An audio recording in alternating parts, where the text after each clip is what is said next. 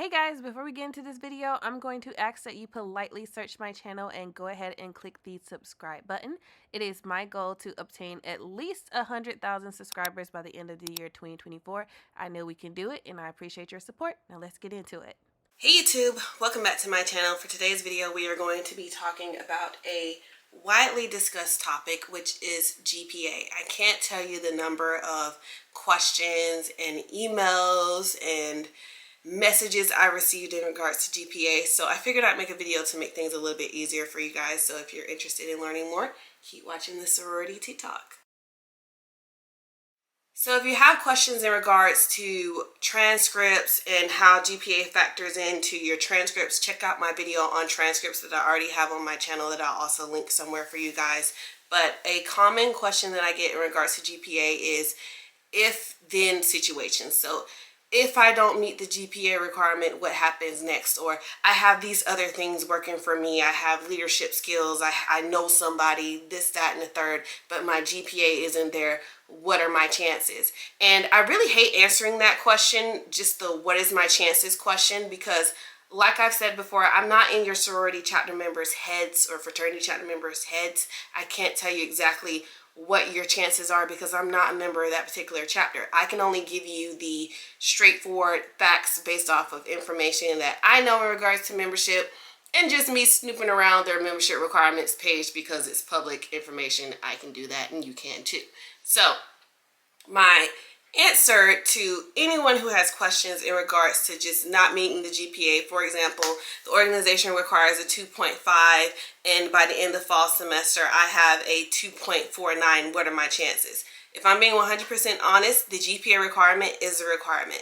So to join an organization, every organization has a list of membership requirements in order for you to be eligible to apply. So in order for you to even be considered as an applicant, you have to meet these such requirements listed in order to even be considered. GPA is one of the things that is listed there. So if you don't meet the minimum GPA requirement, there is no workaround around that. You have to meet the minimum GPA requirement in order to be considered to join that organization.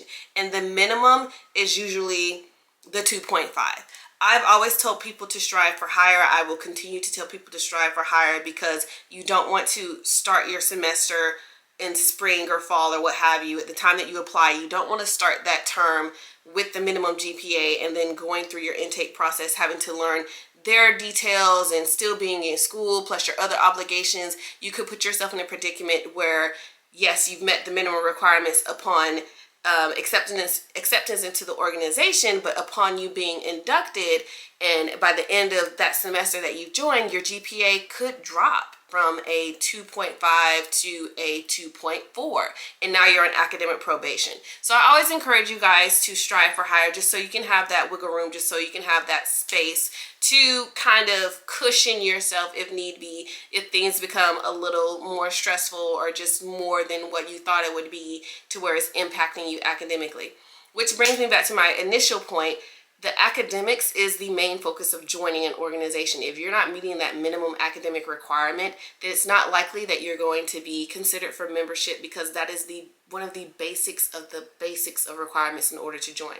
The organizations that we are talking about joining are based on the principles of scholarship, service, brotherhood, sisterhood. Scholarship is a big part of that, and scholarship is your academics. It is your GPA. So if you don't meet the minimum GPA requirement at the beginning, how can they consider you to be a member because you're not meeting it right now? You're probably not going to be able to maintain that minimum GPA if you don't have it right now. So that's why they encourage you to meet the minimum in order to be considered for a member, and they will also maintain or help you maintain those requirements by creating academic standards. If you want to know more about how to create academic standards within your chapter, let me know. Like this video. If you have questions, let me know. But that is the basics of the basics regarding GPA and what are your chances. Bottom line, if you don't have the minimum GPA in order to join an organization, you're not going to be considered. So make sure you're meeting that minimum requirement. Make sure that you are striving for higher, I would say, so that you can have that cushion if need be. But I hope that you guys like this video. Give me a thumbs up. If you are not a follower, subscriber, please subscribe. We are looking to obtain 100,000 subscribers this year minimum. So please subscribe, and I'll see you guys in my next video. Bye.